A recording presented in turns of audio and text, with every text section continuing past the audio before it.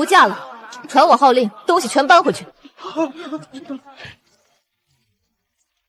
吉时已到，请新房进门。这门我不进了。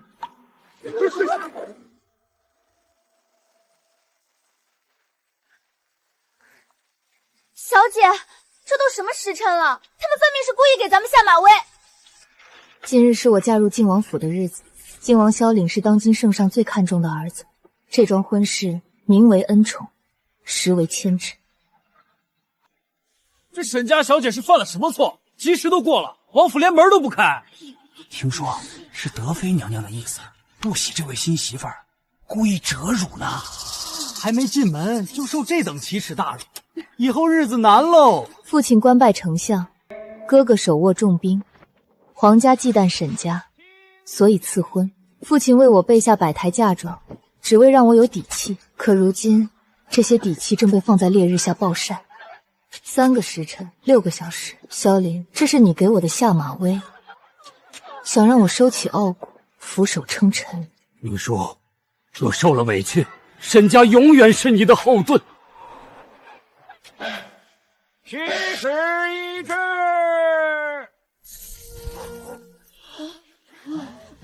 春和，小姐，传我的话，所有嫁妆原路抬回沈府。是小姐。听小姐号令，回府。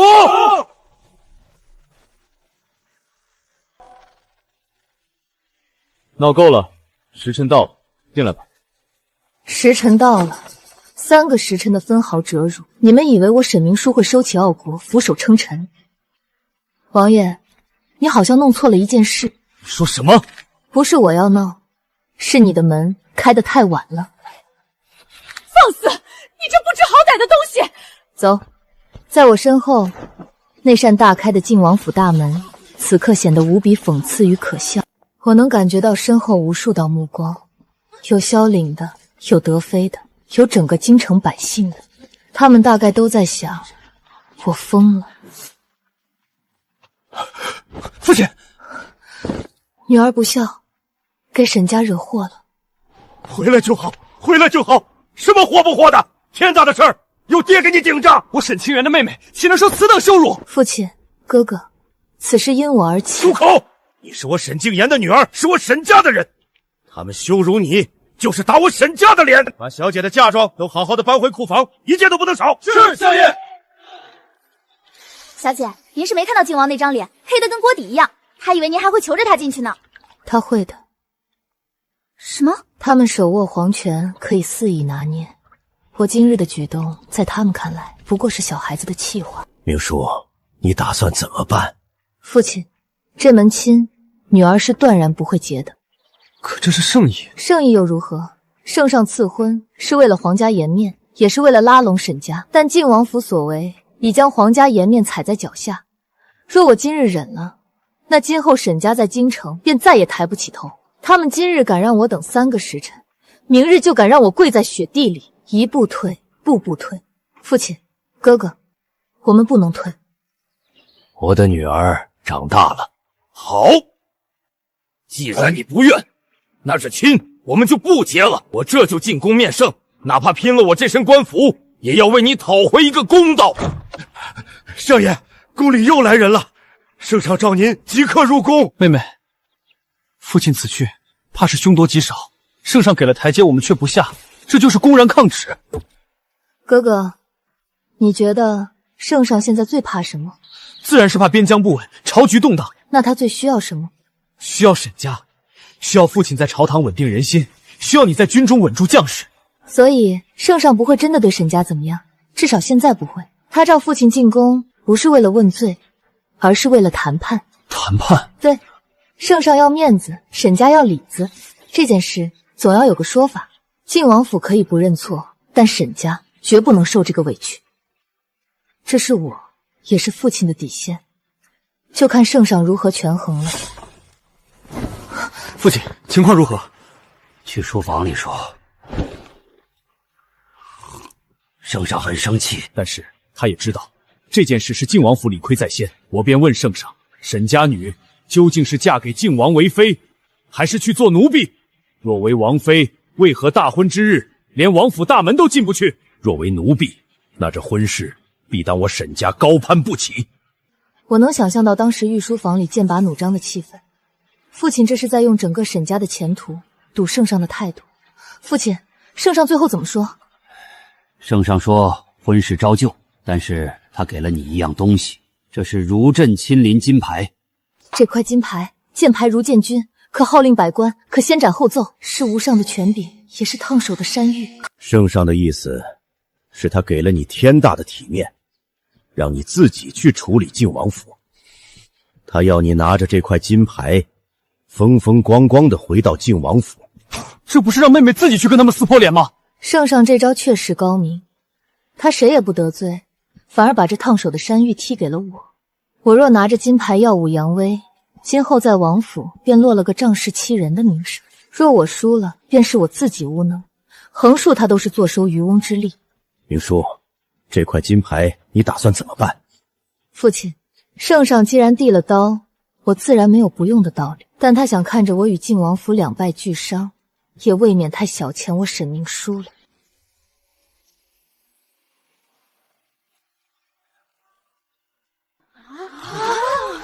天啊，竟然真的是如尘亲临金牌！圣上居然把这等御赐之物给了沈明书，这沈家……各位夫人，各位姐妹，昨日之事让大家见笑了。圣上仁德，知我受了委屈，特赐此金牌，本意是让靖王府给沈家一个交代。但明叔以为一家人关起门来说话便可，何必闹得人尽皆知？所以我不会拿着金牌去靖王府耀武扬威，我只求靖王殿下能亲自来此地将我接回。只要王爷肯来迎这块金牌，我便当众还给圣上。从此你我恩爱如初，昨日种种皆是误会。萧凌，难题我重新抛给你了，你若来接，便是当众低头认错；你若不来，便是公然违抗圣旨，不将这御赐金牌放在眼里。我倒要看看你堂堂靖王，是要你那文人风骨的脸皮，还是想要皇家的差枕？靖王会来吗？这沈小姐也太胆大了吧！这不是把靖王架在火上烤吗？可他手上有金牌，靖王不来就是抗旨啊！小姐，万一王爷不来怎么办？他会来的。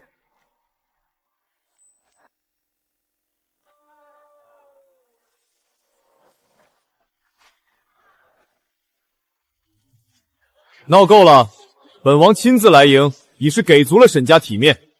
上轿，跟本王回府。王爷，你好像弄错了一件事，不是臣女要闹，是你的迎亲轿子太寒酸，你迎娶正妃的诚意太下作。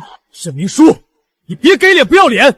今天你若不跟本王回去，这辈子都休想进靖王府的大门。那这王府大门，臣女不进也罢。好，沈明书，你给本王等着！堂堂迎娶正妃，却用这等纳妾的精皮小轿，靖王府未免太小子气了。呸！什么东西？自己没规矩，还敢嫌弃我们小姐？王妃娘娘，靖王殿下走得急，怕是忘了安排车马。小殿这顶轿子还算干净，娘娘若不嫌弃，不必。走，走，回王府。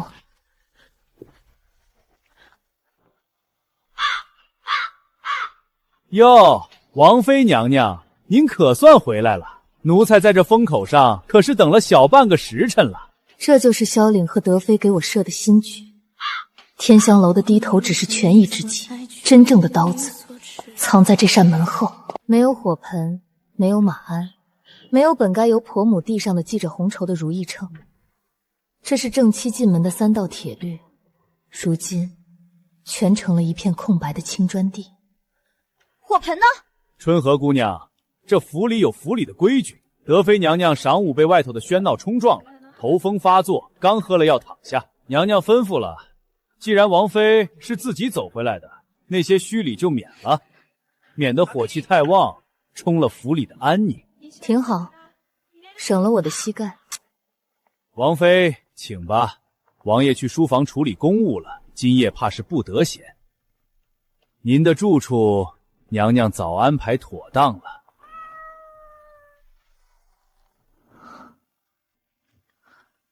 王妃，主院那边前阵子漏雨，还没修缮完。这听竹院清静，最适合修身养性。您先委屈几日。小姐，他们欺人太甚。去井边打水。可是打水，我嫌这衣服重。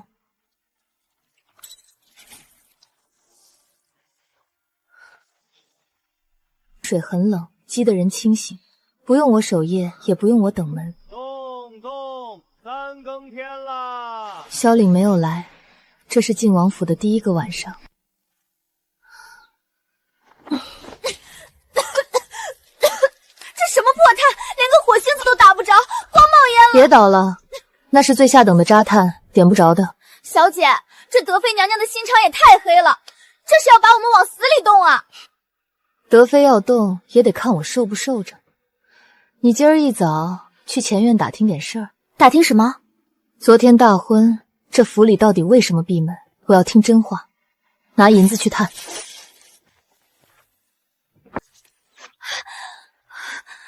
打听到了。小姐，昨天王爷根本不是去处理公务，德妃娘娘也不是头风发作。直接说。是因为表姑娘，就是王爷那个远房表妹，叫柳青晴。早年丧父丧母，一直养在王府。昨天早上原本吉时已到，花轿也快到了，这表姑娘突然在自己院子里装病，说是心口癌痛，咳了一口血。王爷心疼的要命，直接撂下喜服，跑去柳青衣院子里守着了。这一守就是整整3个时辰。德妃娘娘也纵着，还说反正沈家的女儿上赶着要嫁，晾一晾杀杀威风也好。合着我们老爷准备的摆台嫁妆，您受的天大委屈，就是为了给那个破落号表妹腾地府装可怜。原来如此，这就对了。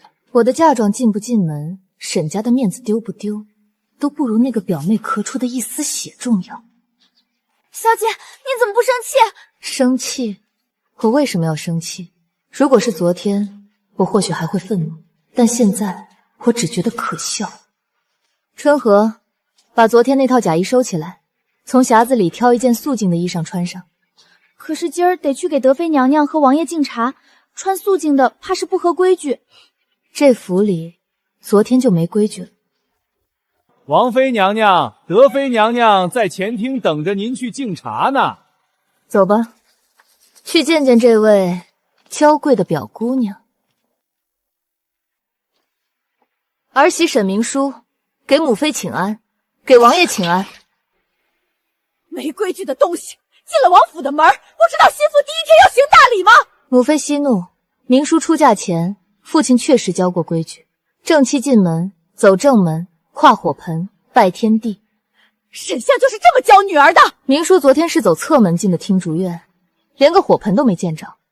既然没走全正式的礼，这大礼自然也就无处可行了。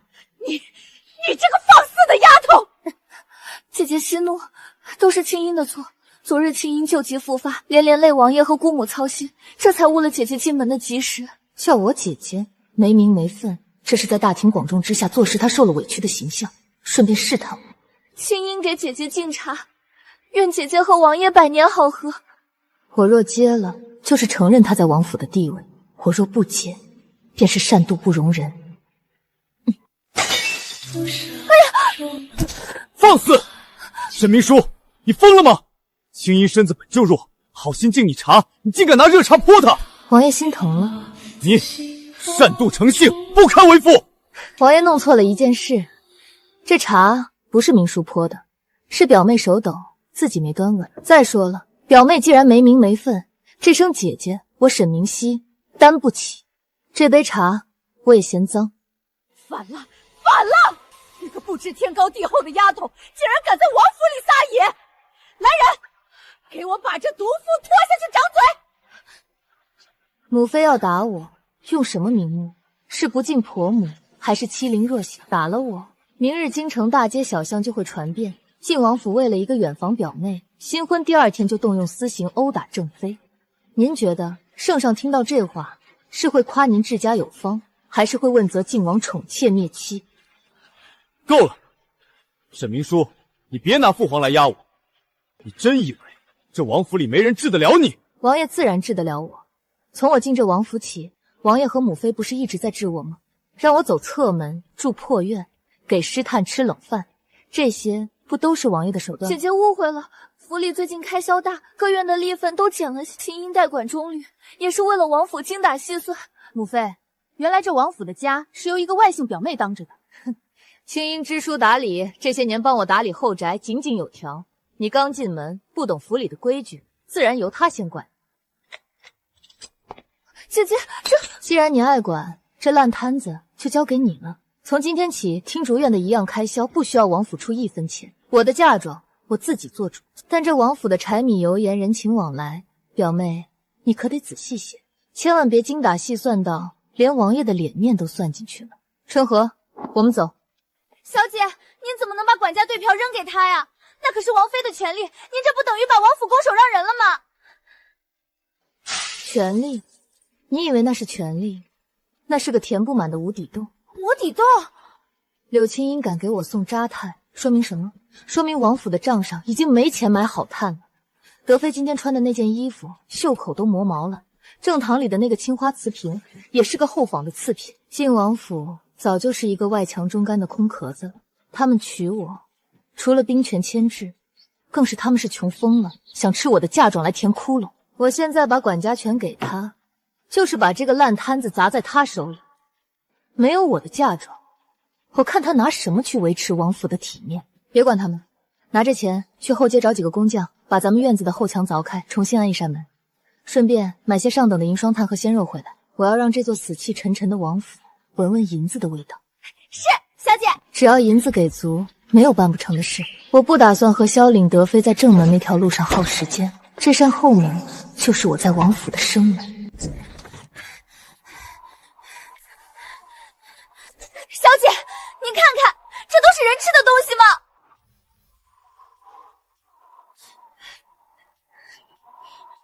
我去大厨房理论，那管事的婆子竟然说是表姑娘交代的，说什么王府如今提倡节俭，还说小姐既然不用王府的钱，这些烂东西就是对您的额外关照，他们真是要把我们饿死痛死啊！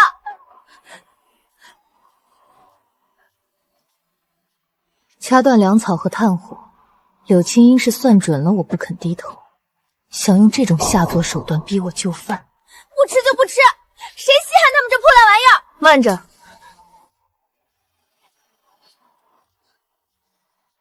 留着，这可是表姑娘的关照，得好好存着，日后有用。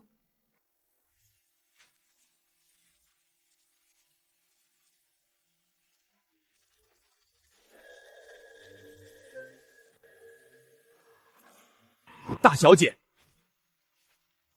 相爷和少爷不放心您，特意让老奴悄悄送些东西来。相爷说了，只要您一句话，拼了老命也把您接回去。父亲和哥哥有心了，王叔，我没事。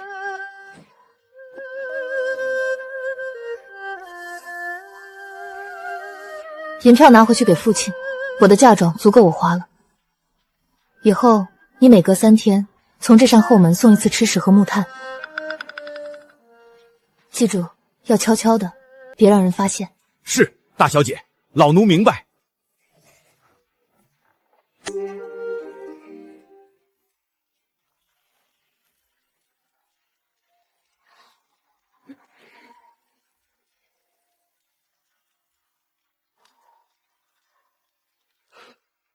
春和，奴婢在。去，把院子里的那个旧石墩子搬进来，咱们在屋里搭个小灶。啊，在屋里搭灶台？对，我要让这听竹院的肉香顺着风飘到他们主院去，让他们闻着味儿。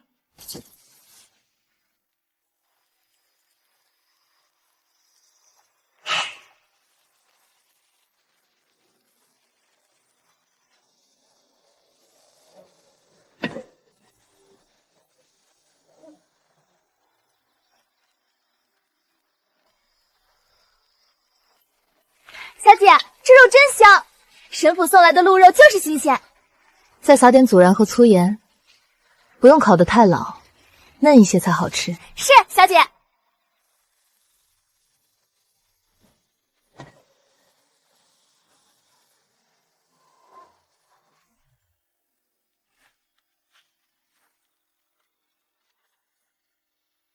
这怎么做啊？连个油星子都没有。表姑娘今天只拨了30文钱的菜金，让咱们给一大家子人做晚饭，真是巧妇难为无米之炊。嘘，你小声点儿。听说主院那边王爷和娘娘也跟着吃素呢，咱们做下人的还能挑什么？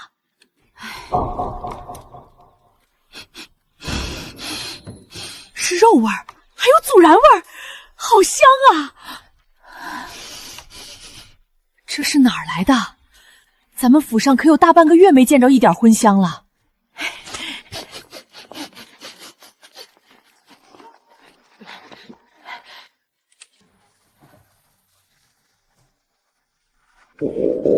我的老天爷，这听竹院里是在烤肉啊！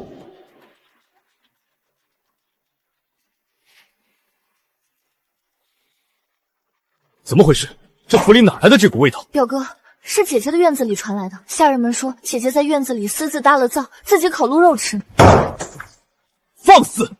这府里正在缩减开支，连母妃都带头吃素。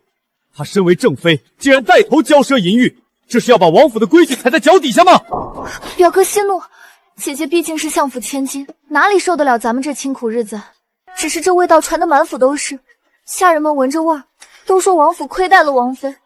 那些嘴碎的，甚至抱怨起青音涨价不公了。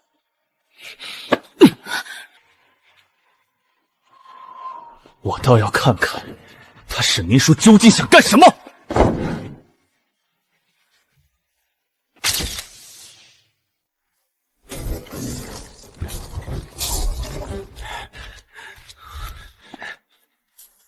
王爷这踹门的习惯真得改改，修门也得花银子。王府账上还有闲钱吗？沈明书，你这是在干什么？吃饭，王爷要来一块吗？春和手艺不错。你，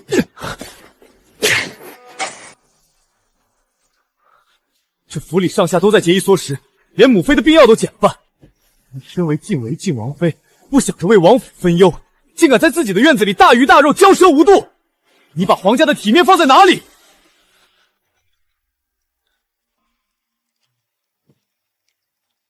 这是前天表妹以王府节俭为名，让人送来给我这个正妃的例份。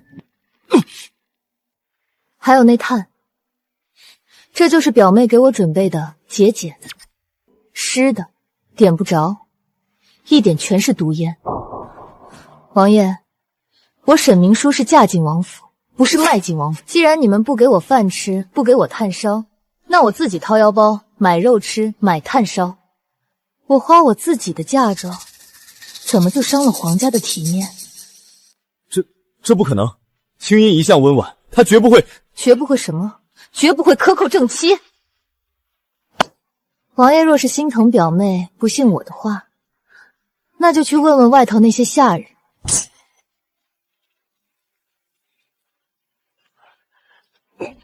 王爷，王府2个月没发月钱了吧？你在这跟我讲体面，你知不知道你的下人们已经饿得连拿刀的力气都没有了？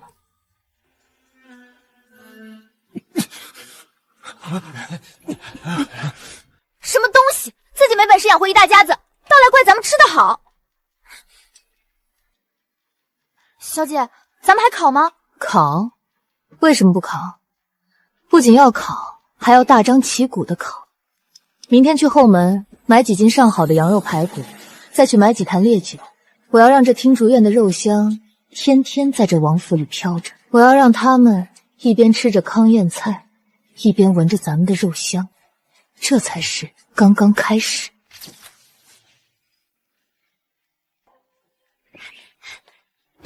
小姐，这回是真病了。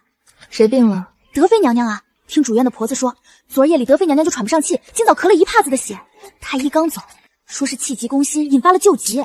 德妃在宫里作威作福半辈子，最是要面子。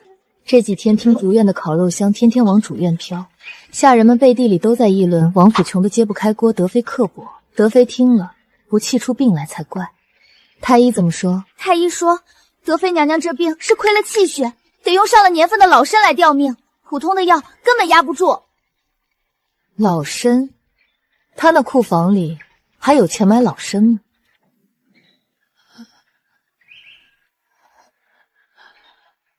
姑母，都是青音无能，没能打理好王府，让姑母受委屈了。哭什么？赶紧去拿钱买参啊！表哥，账房里真的没钱了。之前为了置办日常开销，青言连自己的几件首饰都当了。这百年老参起码要500两。去库房把库房里那几件御赐的，王爷不可！御赐之物若是拿出府典当，那是死罪啊！万万使不得！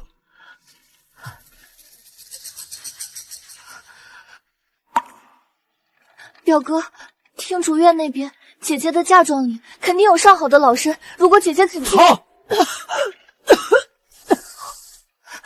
表哥，姑母的命要紧啊！姐姐既然进了王府，也是姑母的儿媳，孝敬婆母是天经地义的。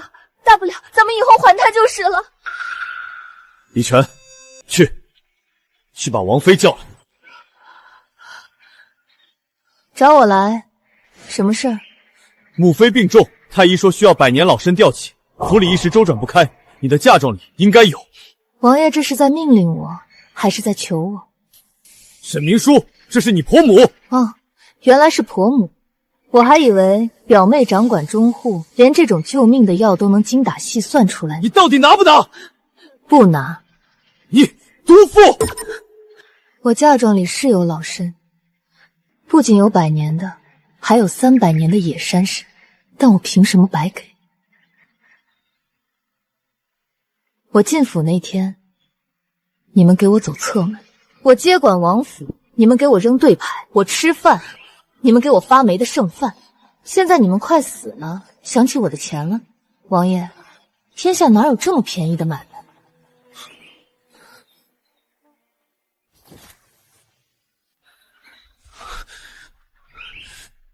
你要怎样才肯拿出来？很简单，我沈家从不白送东西。王府既然缺钱，那就按民间的规矩办，借据。什么？你让我堂堂大周亲王给你写欠条？不然呢？难道王爷想白拿？这叫什么？抢劫民女嫁妆？姐姐，姑母是长辈，你怎么能跟长辈算账？这传出去，你的名声还要不要了？我的名声早在大婚那天被你装病毁掉的时候就不要了。百年老参市价500两，300年的野山参市价3000两。王爷要哪一种？王爷想清楚，这笔字若是落下，晋王府的体面可就真成个笑话了。但如果不写，这气怕是吊不住了。拿去！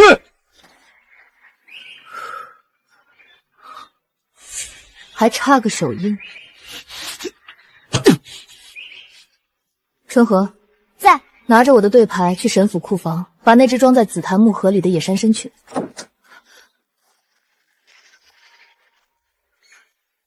快去熬药！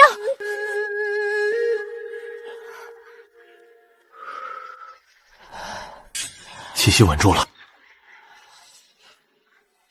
王爷，这只是第一章，刘表妹管家的日子还长，以后需要用钱的地方多着呢。王府的田契地契，王爷最好提前准备好。这才是最坚实的底牌。所谓的感情、婚姻、皇家颜面，在真金白银面前一文不值。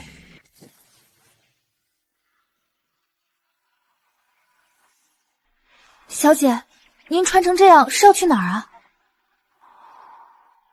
出府。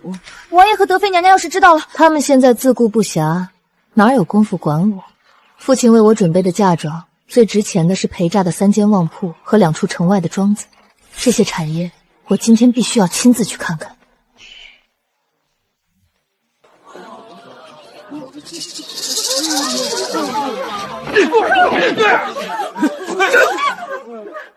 欠债还钱，天经地义。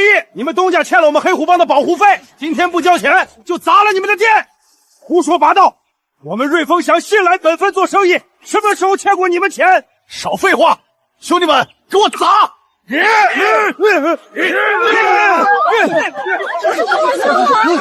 住手！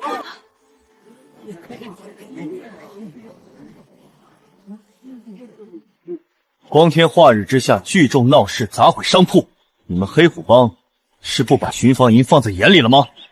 陆将军，我们这是讨债。讨债去顺天府，在这里动手就是寻衅治安，全部拿下！多谢陆将军出手相救，不然小店今天就毁了呀！陈掌柜客气，维护治安是本职。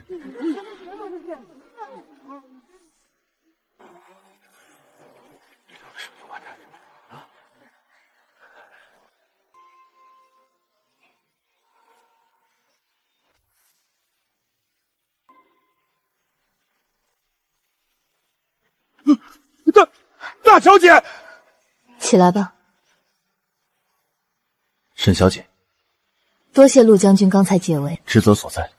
只是沈小姐千金之躯，怎么独自一人在这种地方？若是出了差池，在王府里待得闷了，出来透透气。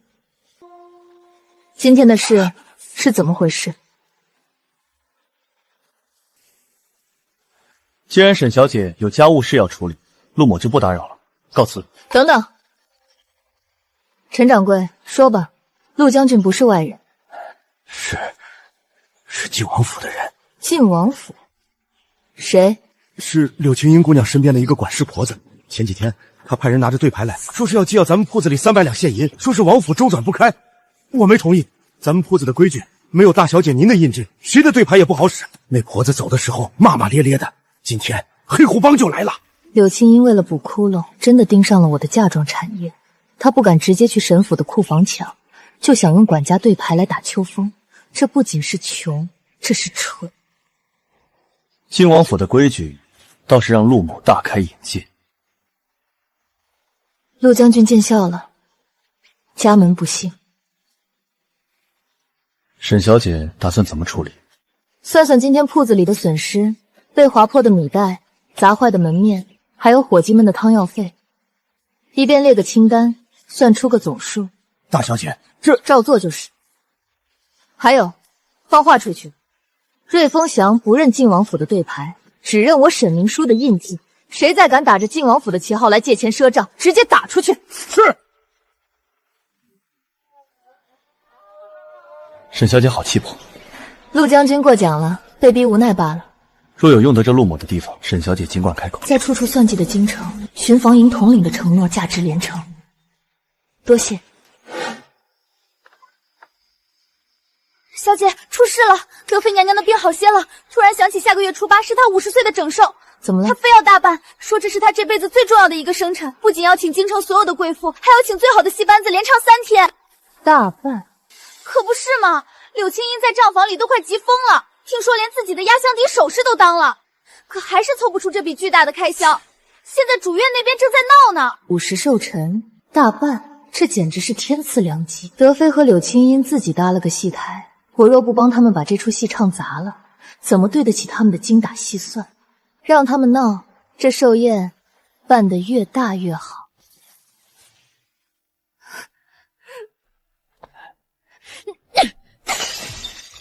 我辛苦了大辈子，50岁生辰还要看人脸色，节衣缩食。姑母息怒，是青英无能，王府如今确实周转不开，大寿的席面似冷似热是底线。燕窝鱼翅不能少，还得请戏盘子，至少要2000两银子。你去听竹院找沈明书要钱。她既然嫁进了王府，她的嫁妆就是王府的。她要是敢不给，我就进宫告她个不孝之罪。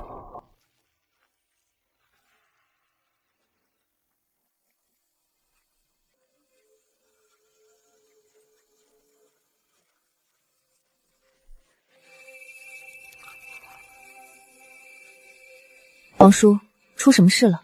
大小姐，柳青音那边派人去咱们沈府了。去干什么？抢嫁妆？不是抢，是借。那个姓李的管家拿着王府的名帖，大摇大摆的进了咱们相府，说德妃要办寿宴，王府周转不开。听说大小姐有一批上好的蜀锦和几对成色极好的羊脂玉瓶在相府库房，想借用一下，充作寿宴的回礼。他还说这事儿王爷也是默许的。说大小姐既然是王府的人，这些东西迟早是要用在王府的体面上的。萧凌默许，他大概是穷疯了。王叔，你怎么回他的？你们沈家不过是个臣子，哼！如今心腹进了王府，连点陪嫁物便都舍不得，简直是见钱眼开，不识抬举。放肆！相府的规矩，借东西可以，拿房契地契来抵押，并且要付3分的利息。这老奴，你敢？给我打出去！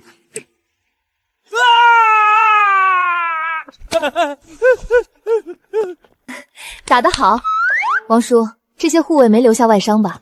大小姐放心，都是军中退下来的老兵，下手之轻重，疼他个10天半个月是免不了的，绝看不出伤来。不过，德妃娘娘的寿宴就在5天后，他们要是实在借不到钱，会不会狗急跳墙，对您不利？狗急跳墙，他们已经跳了，这寿宴他们是办不成的。不仅办不成，我还要让他们在这场寿宴上把晋王府最后的一点脸皮全撕下来。王叔，这几天你按单子上的去做，5天后咱们去看一出大戏。是，老奴遵命。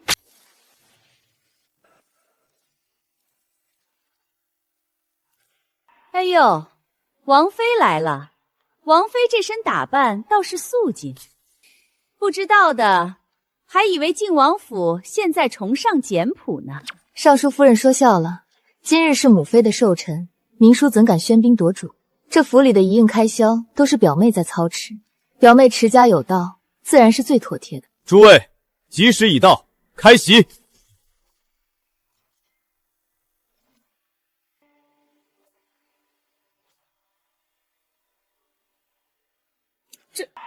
这就是王府的席面，这也太清淡了吧？是啊，我听说德妃娘娘最爱吃血宴，今日大寿，怎么连碗燕窝粥都没有？打肿脸充胖子呗。听说王府早就空了，连下人的月钱都发不出了。那个管家的表姑娘，刚才还装出一副贤惠的样子，合着就是用这些烂菜皮子糊弄咱们呢。这是怎么回事？我让你准备的上等席面呢？这些猪食一样的东西，你是要让我在全京城面前丢尽脸面吗？姑母息怒，青音真的尽力了，账上实在是1分钱都没有了。这些菜还是青音当了自己最后2件首饰才买来的。母亲，今日是您寿辰，别动气。各位大人夫人，府里最近确实有些周转不开，让各位见笑了。萧林，你不解释还好，这一解释可就彻底把王府破产的事情做实了。德妃柳青音，这好戏才刚刚开场呢。你还有脸说？我让你去沈家借的东西呢？那些蜀锦和玉瓶呢？姑母，青音派人去借了，可是王妃的管家不借呀。王妃不仅不借，还让人把王府的管家打了一顿。王妃说她的嫁妆1分1毫都不会用在王府身上。青音就算求爷爷告奶奶，也变不出银子来办这席面啊。沈明书，母妃5时寿辰，你身为儿媳，竟然如此铁石心肠。你眼睁睁看着王府在众人面前丢脸，你到底安的什么心？我这是造了什么孽呀？娶进门一个毒妇，连婆婆的寿宴都不肯出1分力，我不活了！表妹这话说的真好听。我且问你，这3个月是你掌管中徽？是青音代管。既然是你代管，王府的账本对牌都在你手里，你办砸了寿宴，却来怪我不拿私房钱填窟窿。表妹，你拿我当什么了？晋王府的钱庄吗？你胡说！这府里早就没钱了，我接手的时候账上就是个空壳子。是个空壳子？既然是空壳子，那这3个月你吃的、用的、穿的是从哪里来的？3个月前我刚进府交出对牌时，账上明明还有2300两现银，外加4间铺子的3个月租金。2300两？青衣，你不是说账上只有不到100两了吗？表哥，我没有，姐姐她在撒谎。我撒谎？春和，把人带上来。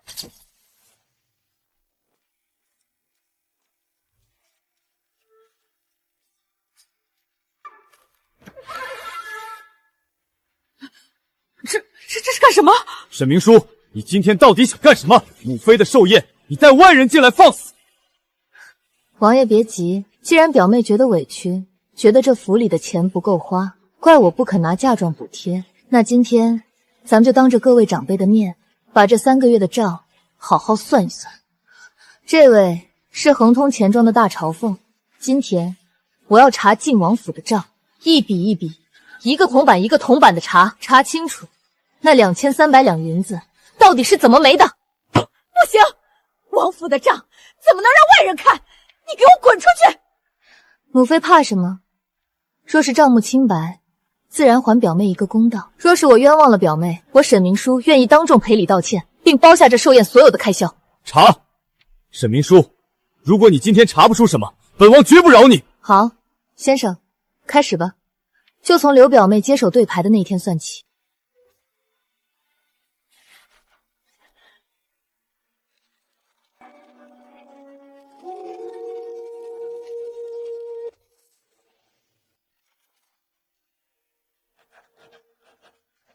王妃娘娘，王爷，这3个月的账算清了，结果如何？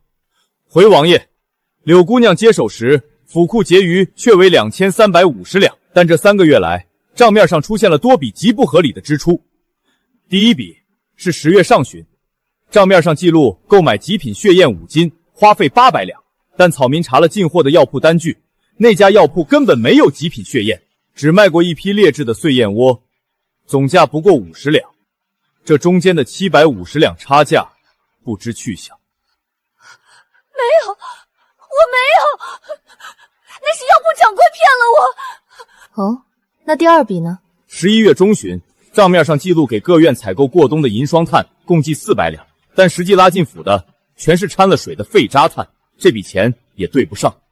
还有第3笔，上个月给德妃娘娘抓药，账面上支出500两买老参，但大夫验过，那是一只用萝卜须和廉价参凑成的假货。这3个月，柳姑娘代管中府，总计做假账拒报价格摊没银两，高达1800两。不仅如此，府库里2件御赐的粉册瓷瓶也不翼而飞。1800两，外加盗窃御赐之物，我那么信任你，你竟然偷我的钱！表哥，我冤枉啊！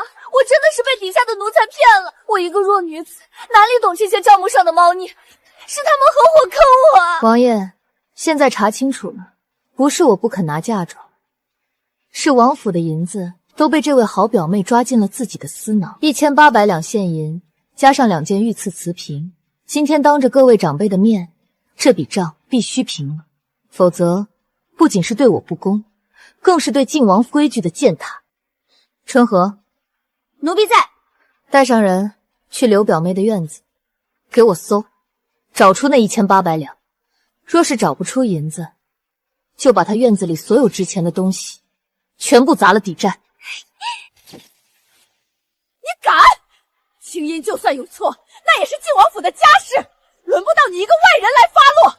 母妃莫不是忘了，我是皇上御笔亲封的晋王妃，清理一个家贼，还需要向外人请示吗？王爷是想让沈明书搜院凭账，还是王爷打算替刘表妹填着1800两，顺便背个弄羞御赐之物的欺君之罪？搜！表哥，不要啊！春和，动手！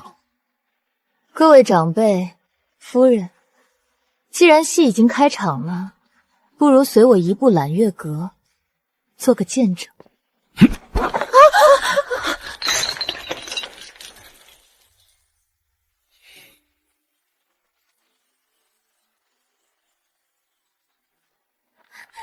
小姐，御赐的瓷瓶找到了，就在柳青衣床底下的箱子里。你这个母妃，快传太医！1800两板金算清了，但这3个月刘表妹败坏王府名声的债，又该怎么算？把柳青衣关进柴房，你还想怎样？春和，把这些不属于王府的余值的摆件和物件全给我砸了，给母妃的寿宴助助兴。柳青衣拿王府的钱买这些御制的东西享受，你在前宴连给亲娘买人参的钱都出不起。现在我替你砸了这些赃物，王爷反倒来怪我。表哥，青音只是一时糊涂，表哥你信我。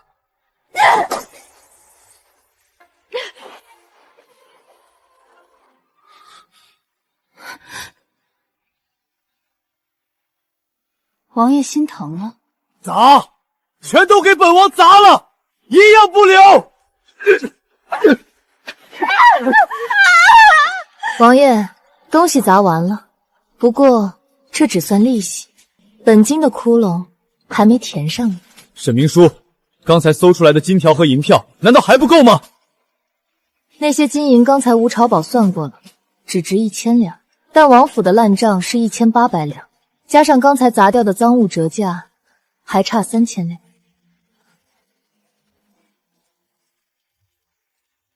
表妹欠的债，既然王爷刚才想护着她，这窟窿自然得由王府来填。王爷，写欠条吧。沈明书，你不要欺人太甚！我欺人太甚？王爷，你讲点道理。是柳青音偷了王府的钱，沈明书帮王爷查出来了。现在钱不够，王爷作为一家之主，不该把这窟窿填上吗？本王没有钱。没钱没关系，王府还有产业。王府在城东有一处名叫沁水山庄的庄子，连带着几百亩良田。这庄子虽然年久失修，但也值个3、4千两。王爷把地契拿来抵押，这3000两的窟窿，我用我的嫁妆替你填了。你敢动王府的产业？沈明书，你嫁进王府图的就是这个？王爷别把我想的那么下作，沈家不缺你这一个破庄子，我是怕王爷账上空了，明天连买米下锅的钱都没有，又要去当铺当衣服，丢了皇家的脸面。这地契只是抵押，等王爷什么时候有了现银，随时可以赎回去。如果王爷不写，今天在场的诸位夫人可都看着呢。晋王府包庇家贼，连3000两的烂账都平不了。明日一早，御史台的折子怕是会像雪花一样飞到皇上的御案上。好，沈明书，你记住今天。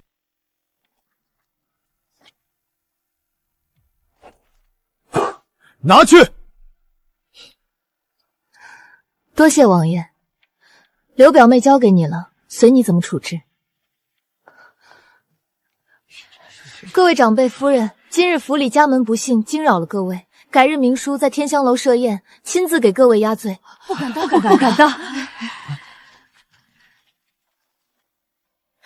小姐，您太厉害了，不仅平了账，连地契都拿到了，看他们以后还怎么嚣张。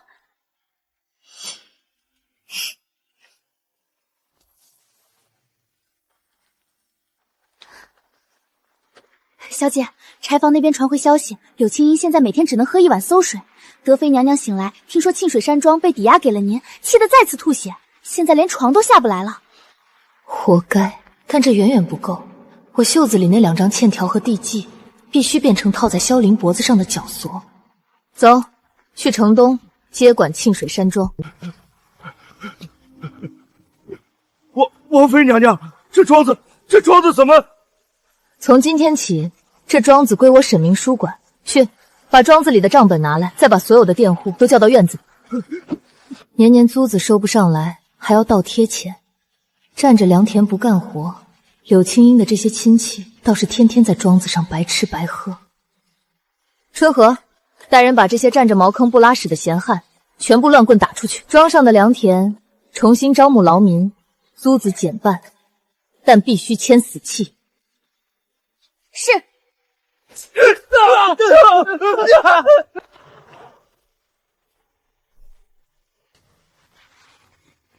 沈小姐，陆将军怎么来了？里面不仅有柳家这几年盗卖晋王府物资的证据，还有一份很有意思的供词。王爷，如今京畿水患，皇上命各大王府带头施粥赈灾，可咱们账上，要不您去求求王妃？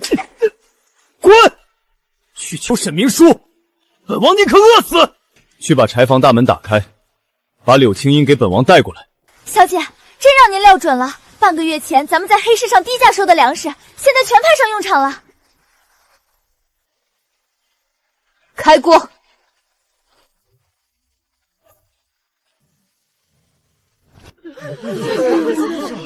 排队，都排好队，谁敢抢，1粒米也没有。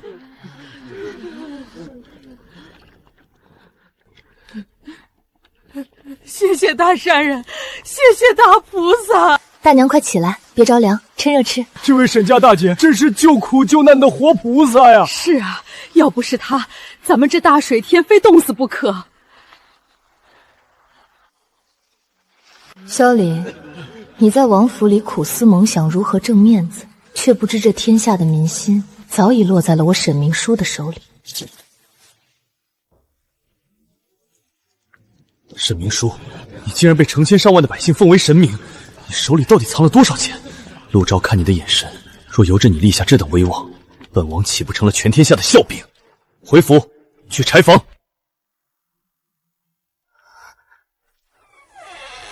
表哥，我错了，青音真的知道错了，求你放我出去吧，这里好冷。本王可以放你出来，但你必须将功折罪。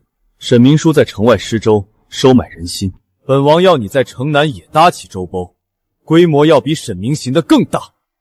可是表哥，咱们府里的银票和首饰不是都抵给姐姐了吗？账上真的没钱了。这就是你要去想办法的事，找最便宜的粮食，不管是什么粮食，只要能熬成粥，能堵住灾民的嘴就行。本王要让全京城看到晋王府也在赈灾。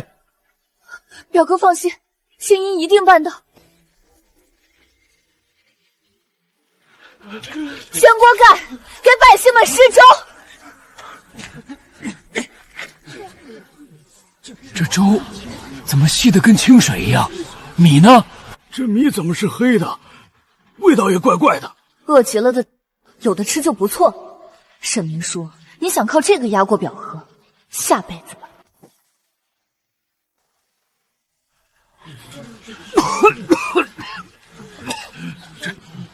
这是给人吃的吗？有口热汤喝就不错了，穷讲究什么？这是晋王府赏你们的，不喝就滚！动作快点，赶紧把这几锅发完收工。场面铺得比沁水山庄还要大。明日上朝，本王定要向父皇好好表表功，挽回寿宴失去的声誉。啊！痛死我了！痛死我的肚子！这粥有毒，晋王府在粥里下毒了。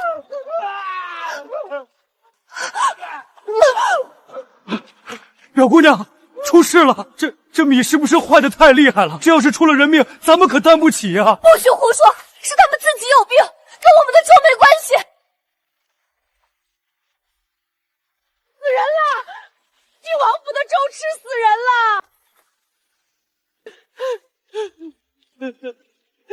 我爹死了，我爹被他们毒死了！杀人偿命！晋王府杀人了！他们给咱们吃发霉的毒米，砸了他们的粥棚！保护表姑娘！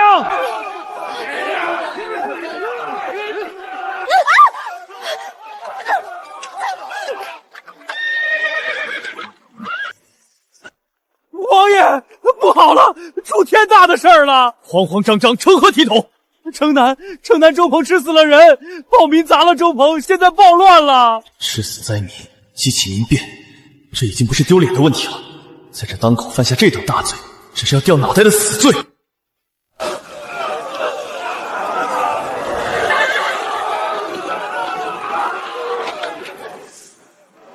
巡防营办差，所有人放下武器，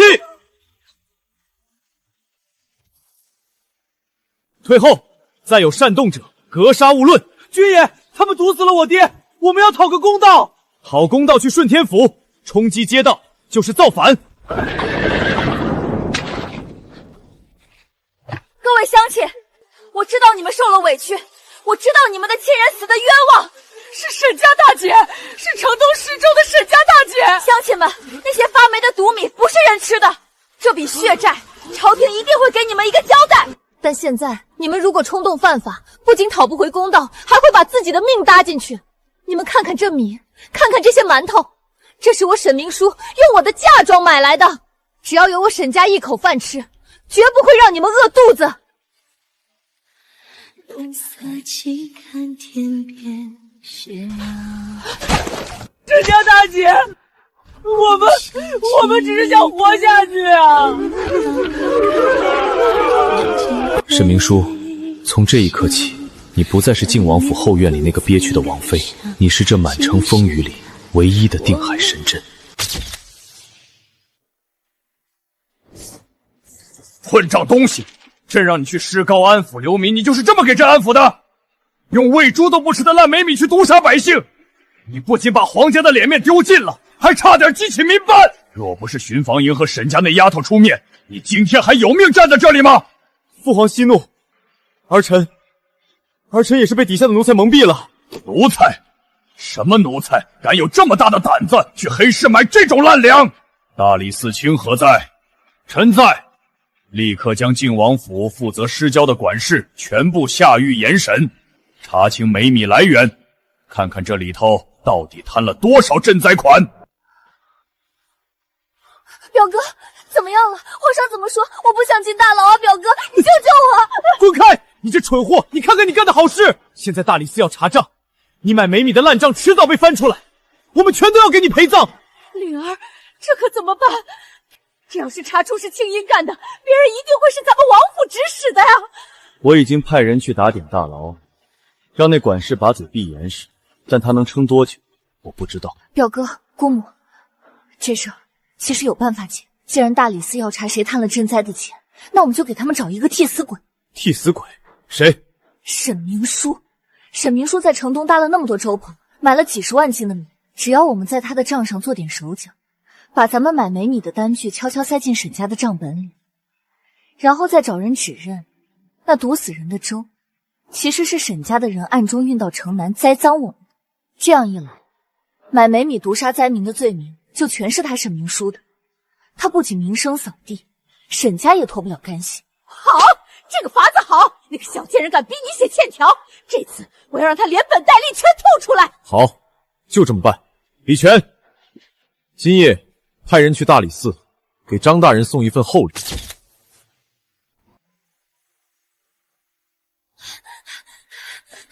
小姐，不好了，外面来了好多禁军和大理寺的衙役，把整个听竹院都围起来了。这么快就来了，他们还真是等不及。靖王妃得罪了，下官奉命彻查城南灾民中毒一案，经人举报，此案与王妃名下的米铺及沈家管事有关，请王妃交出账本，并在院内禁足，随时等候皇上召见。举报？谁的举报？可有凭证？王妃这就不用多问了。来人，搜！大小姐，神父出事了！大理寺的人把神父围了，抓走了王管家。王管家怎么了？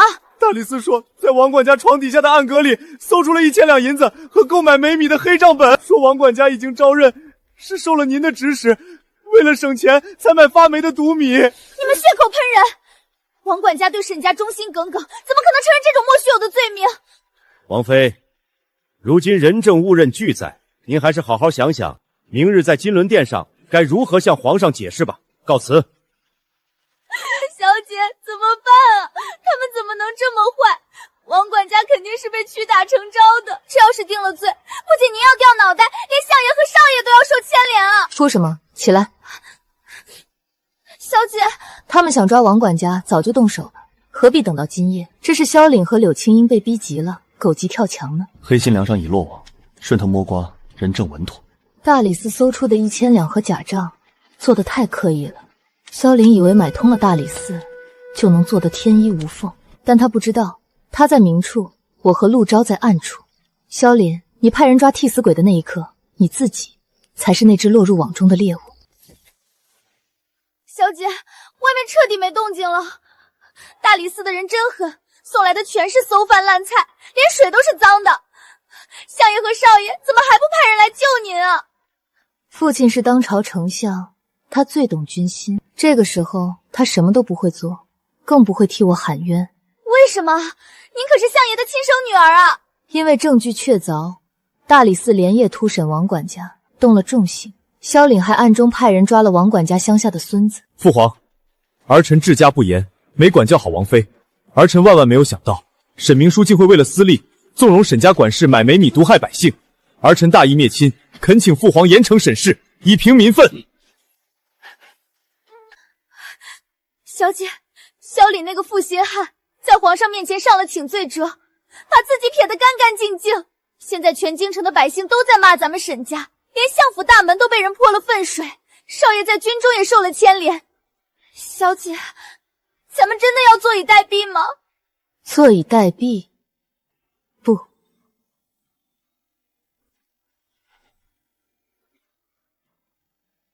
我在等金钟敲响。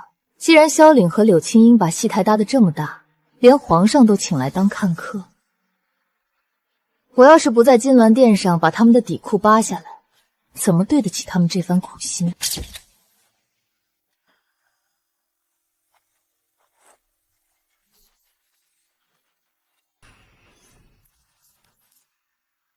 进去吧，快点出来！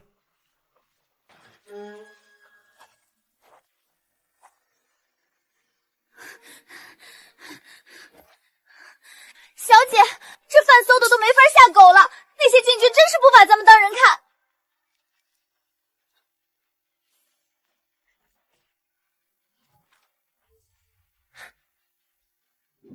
人证一起，顺天府库银账单已截获，明日辰时，金銮殿见。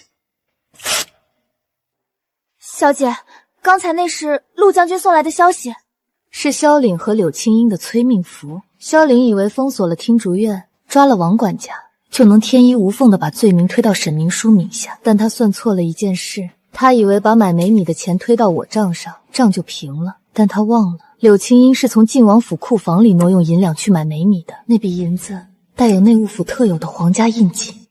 只要陆昭截住了那批还没来得及熔掉的赃银，萧凛的这个死局就不攻自破。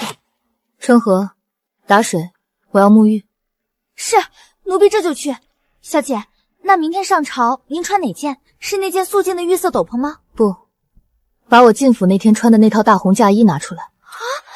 可是小姐，明天是在金銮殿上辩冤，穿喜服去会不会太张扬了？我不辩冤，我是去退婚的。当初穿着这身嫁衣走进来，明天我就要穿着它干干净净的走出去。圣旨到，宣靖王妃沈明书即刻上殿面圣。小姐，大理寺来拿人了，您真的要穿着这身喜服去吗？当初沈明书穿着这身嫁衣走进来，今天沈明书就要穿着它干干净净的走出去。皇上，沈府管家王福全已经供认，是他受靖王妃沈明书指使，利用施粥贪墨赈灾款，购买发霉陈米掺入粥中，导致百姓中毒惨死，人证物证俱在，请皇上圣裁。父皇，儿臣识人不清，娶了如此蛇蝎心肠的毒妇，儿臣大义灭亲，恳请父皇准许儿臣休妻，将这毒妇打入天牢，以平民愤。传靖王妃觐见。儿媳沈明书叩见皇上，愿吾皇万岁万岁万万岁。沈明书，你可知罪？儿媳不知。人证物证俱在，王福全已经亲手画押认罪，你还敢当着皇上的面狡辩？大人说是人证物证俱在，那请问王管家是自愿画押，还是被大理寺用酷刑和其家人的性命威逼画押？自然是自愿。大人好一句自愿，酷刑之下何求不得？今日若是大人被大理寺上了夹杆，刀架在脖子上，别说买美米，怕是连谋逆的罪名，大人也会捏着鼻子认了吧？皇上，这毒妇不仅不认罪，还敢在金銮殿上咆哮公堂，污蔑朝廷命官。沈明书，你别在这里胡搅蛮缠。就算你说王管家是屈打成招，那大理寺从他床下搜出的那1000两现银和账本，难道也是大理寺变出来的吗？皇上，既然靖王殿下和大人都说物证如山，那儿媳恳请亲自验看那本作为罪证的黑账本。准。哼，你笑什么？大理寺卿大人，这本账册大人可曾仔细尝验过？自然核见过，面买卖美米的日期、金额都记得一清二楚，毫无破绽。我问的不是内容，我问的是纸。你大胆，竟敢当众损毁证物！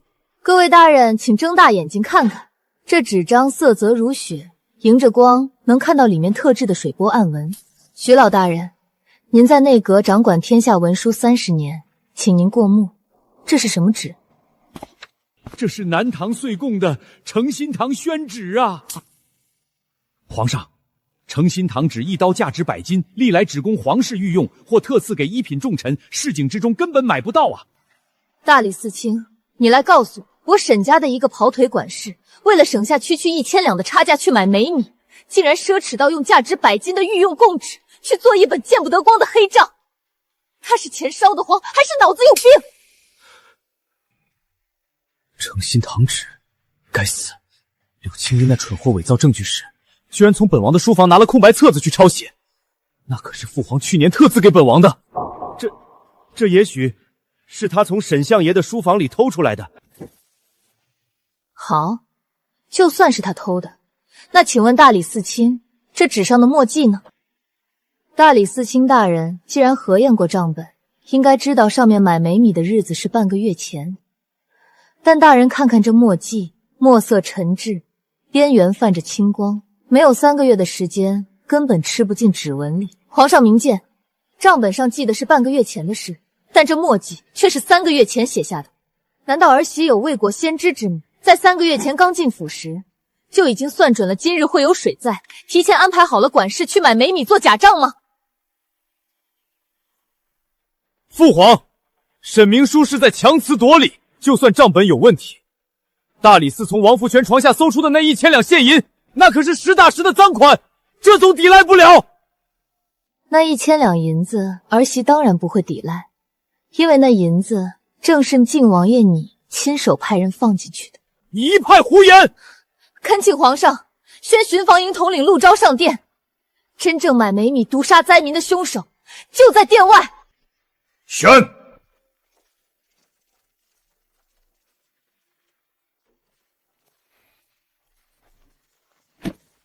臣陆昭叩见皇上。昨日臣发现这名禁军行迹可疑，企图翻越神府后墙，将其拿下。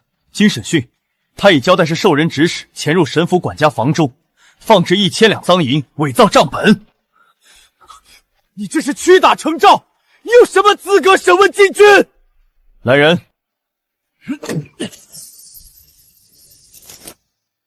皇上请看，这些赃银底部全部印着内务府造办处印记，这是专供皇子王府使用的库银。沈家就算要贪污，又去哪里弄这些带有皇家印记的官银？这分明是有人挪用自己的库银，栽赃嫁祸。那个梁商是谁？草民是城南福记米行掌柜钱大富。皇上饶命啊！那批煤米是草民卖的，但草民是卖给了靖王府的表姑娘刘雨清啊！是他逼草民以超低价把煤米卖给他们，还让草民在米里掺沙子和姜粉去霉味。你血口喷人，竟敢诬陷本王！王爷息怒，钱老板有靖王府管事亲自画押的买米契约，上面盖着的是靖王府账房的私印。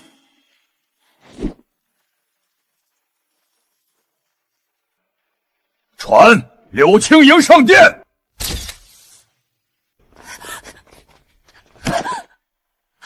哥，你救救我！我不想死，我都是为了帮你撑面子才这么做的。滚！父皇，儿臣真的不知情啊，是这个毒妇背着儿臣贪墨钱财以次充好，儿臣也是被他蒙蔽了。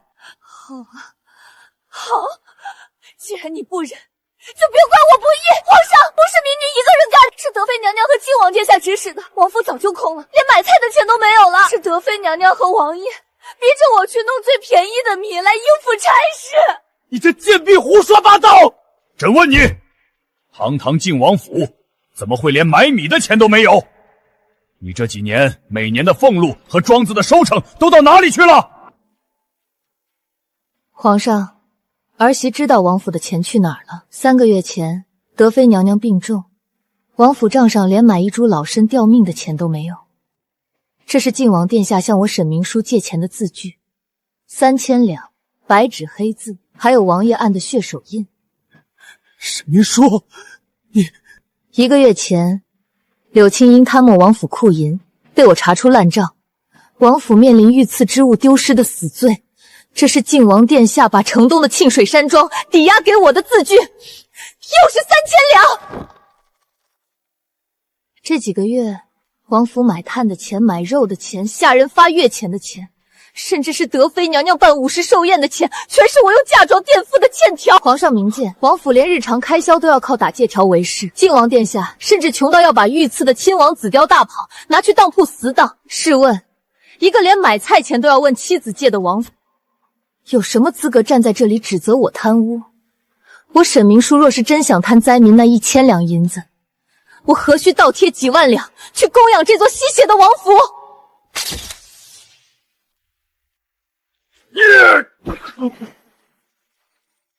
逆子！朕给你亲王爵位，给你无上荣光，你就是这么给朕争气的？纵容表妹贪墨，苛待正妻，甚至沦落到去当铺当衣服，写欠条度日。为了掩盖你的无能，你竟然拿发霉的粮食去毒杀百姓，还伙同大理寺伪造证据，陷害忠良。你这畜生简直丢尽了列祖列宗的脸面！传朕旨意，大理寺卿玩忽职守，草菅人命，革职查办，永不录用。刘青因心思歹毒，贪墨酷淫，毒杀灾民，罪无可恕，打入死牢，秋后问斩。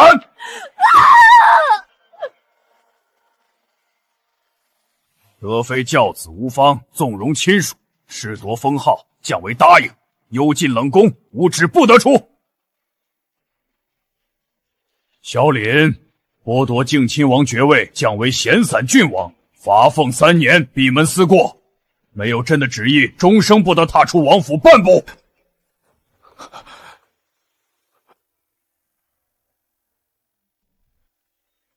皇上，儿臣的恩典您还未应允。沈氏，你今日受了天大委屈，又替朕稳住了城东民变，立下大功。你想要什么恩典，尽管道来，朕无有不允。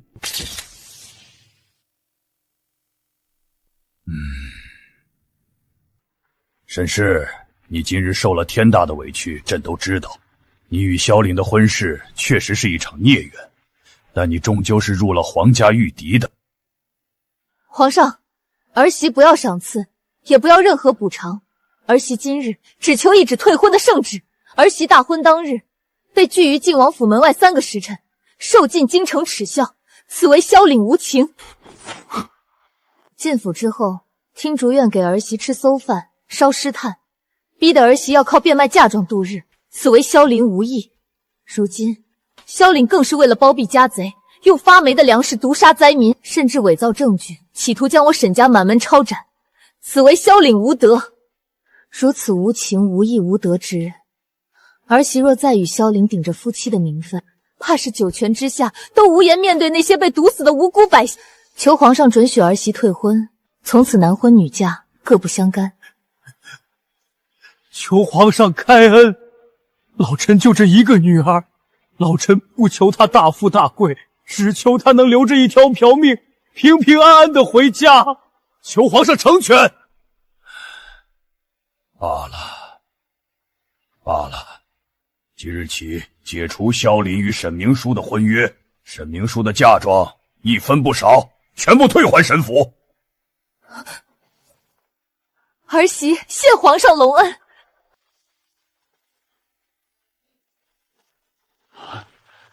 萧凛，晋王府这方寸之地的牢笼再也关不住我了，我沈明书终于自由了。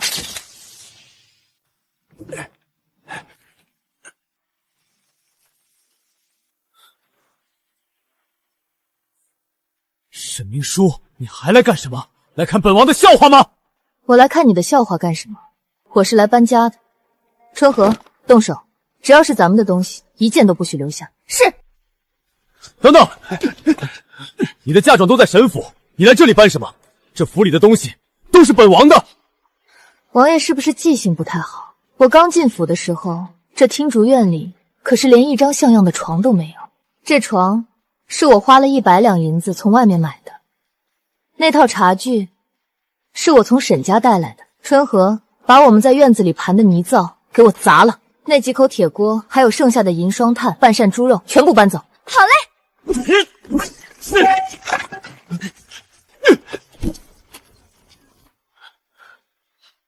王爷，这府里下人这3个月的月钱也是我垫付的。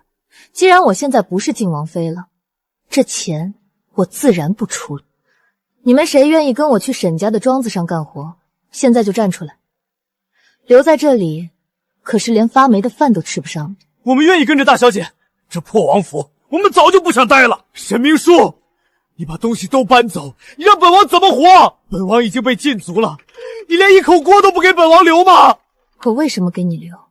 你吃着我买的米，烧着我买的炭，却在背后算计我的命。萧莲，我不欠你什么。以前你觉得我带着百台嫁妆进门是高攀了你，现在我让你看看，到底是谁在吃绝户。把门锁上。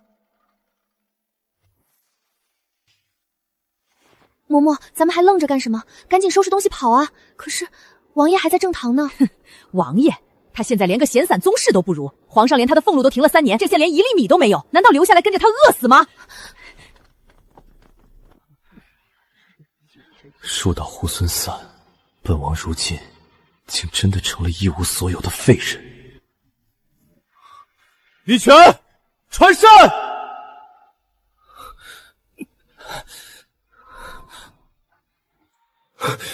没钱，没粮，连李成都跑了，本王要被活活饿死了。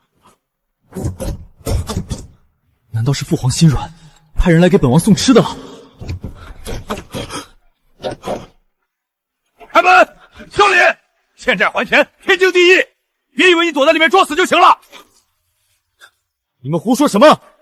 本王堂堂皇子，什么时候借过你们的钱？哼，少废话！白纸黑字还有你的血手印呢，睁大你的狗眼看清楚！这是本王写给沈明书的欠条。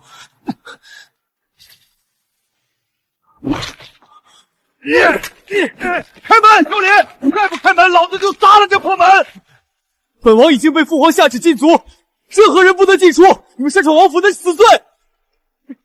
哼，少拿皇上压人！欠债还钱是大周的律法。你以为我们想进你这晦气地方？我们东家说了，你现在是个连俸禄都停了的穷光蛋。清水山庄的地契虽然在我们手里，但这3000两本金加上利息，那破庄子根本抵不上。限你3天之内把剩下的2000两利息凑齐，凑不齐，我们就上折子去顺天府告你，让你这闲散王爷去大牢里尝尝滋味。2000两利息，这简直是抢劫！这是要把本王逼上绝路。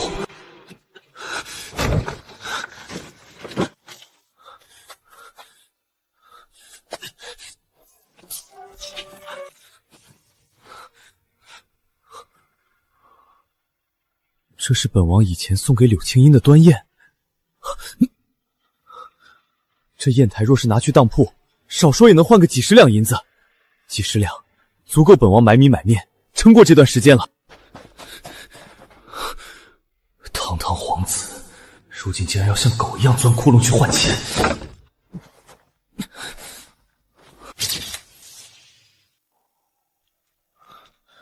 掌柜的，当东西。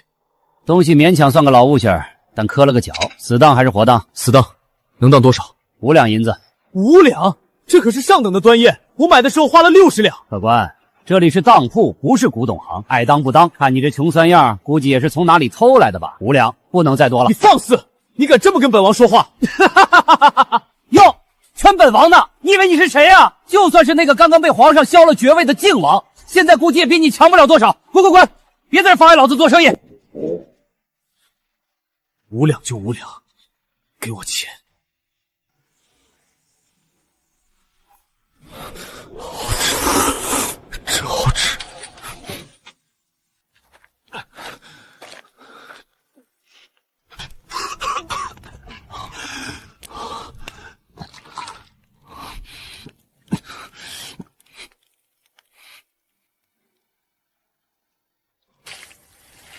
你身为靖王妃，竟敢在自己的院子里大鱼大肉、骄奢无度！本王以前竟然还骂他骄奢淫逸。沈明书，原来本王离了你，在这王府里竟然连最基本的生存能力都没有。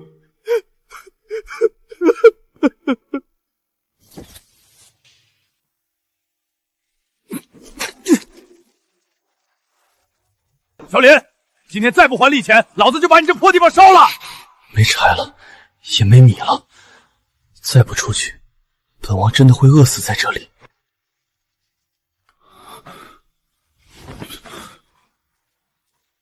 萧灵儿。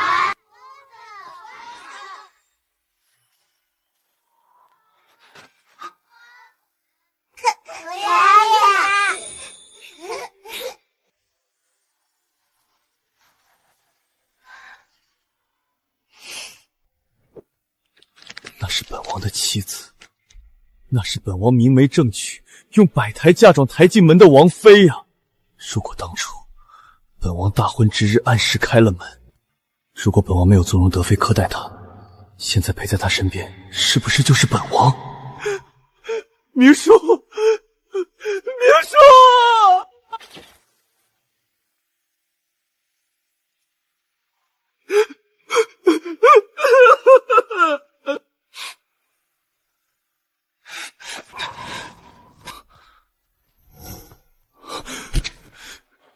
如果大婚那天我早点开门，如果我不去管柳青烟装病，亲自把明叔迎进府里，如果我没有纵容母妃给他吃馊饭烧尸炭，大理寺卿，你来告诉我，我沈家的一个跑腿管事，为了省下区1000两的差价去买美米，竟然奢侈到用价值100金的御用贡纸。他那么聪明，那么耀眼，他原本可以成为我最坚实的后盾，帮我稳固储君之位，在这波谲云诡的朝堂上披荆斩棘。我到底干了什么？萧莲，你是个瞎子，你是个蠢货！明叔，我错了，我真的知道错了。我已经被逼到绝境了，王府没有一粒米，没有一根柴。沈明叔，求你救救我！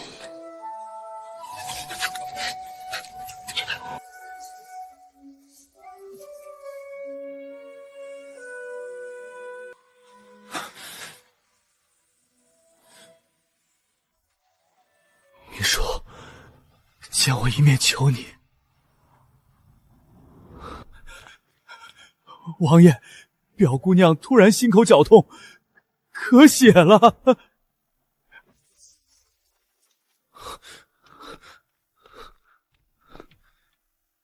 让那个沈家的大小姐在外面多等一会儿也好，挫挫她的锐气。畜生！小丽，你真是个畜生！如果时光能倒流，我绝不会让你受半点委屈。明叔，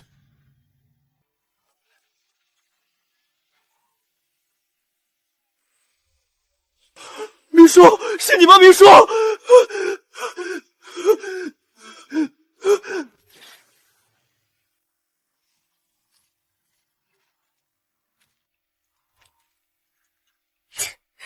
哟，这不是尊贵的郡王殿下吗？这大半夜的，不在您那破王府里闭门思过，跑到我们沈府门口来行大礼了？春和，你去通报一声，求你告诉明叔我错了，我真的错了，求他出来见我一面就一面。您还是哪儿凉快哪儿待着去吧。他不见我，他连见我一面都不肯，他不能这么狠心啊！我已经被逼上绝路了，聚宝坊的人要烧王府，我连饭都吃不上了。您吃不上饭，那是报应。您当初在王府里让我们小姐吃长毛剩饭的时候，怎么没想过狠心？您为了那个绿茶表妹，逼着我们相府管家顶罪的时候，怎么没想过绝路？现在您落魄了，想起我们小姐的好来了？晚了，我家小姐还交代了一句话，她说这大冷天的，您跪在外面也不容易，沈家心善，赏您一点热乎的。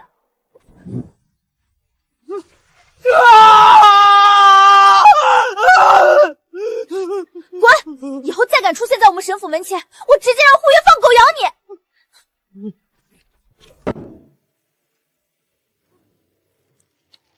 那扇门曾经为我打开过，里面有无尽的财富，有全天下最能帮我遮风挡雨的妻子。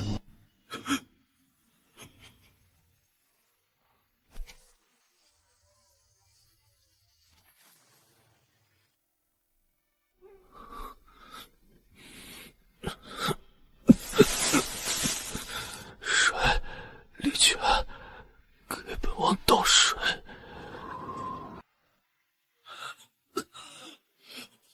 明叔，明叔，我错了，我把王府的钥匙都给你，以后你管家，本王都听你的。表哥，大理寺的牢房好冷啊，你为什么不救我？老鼠都在咬我的脚趾，你为什么不陪我一起死啊？滚开！你你是毒妇，是你害了本王，滚开！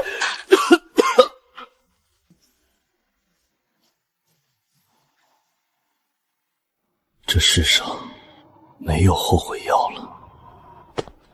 本王曾将无价的明珠踩在脚下，却将毒蛇当成宝贝捂在怀里，这就是本王的报应。在这冰冷的囚笼里，伴随着饥饿、疾病和无尽的悔恨，度过漫长而痛苦的余生。每一天都是对灵魂的凌迟。退婚这3个月来，我没有回相府做个安逸的大小姐，而是接手了沈家在京城的所有产业。哥哥在边关浴血奋斗，最缺的就是粮草，我便将挣来的银两化为了这10万担新米和10万件棉衣。明叔，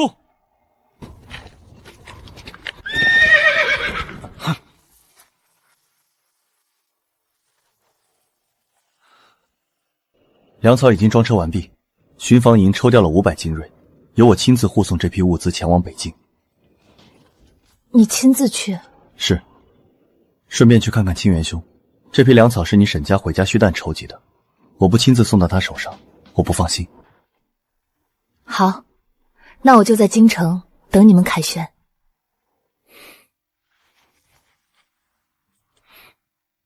这是什么？打开看看。这是我在边关偶然得的一块好玉，特意找京城最好的工匠雕的。我知道你什么都不缺，但这平安扣是我求了护国的高僧开过光的。明叔，等我从北京回来，你愿意让我为你戴上它吗？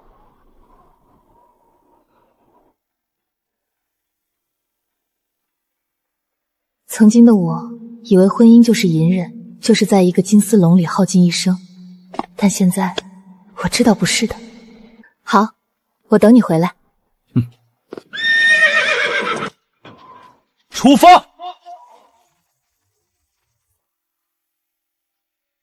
那些旧账我已经算得干干净净，我沈明书的人生才刚刚开始。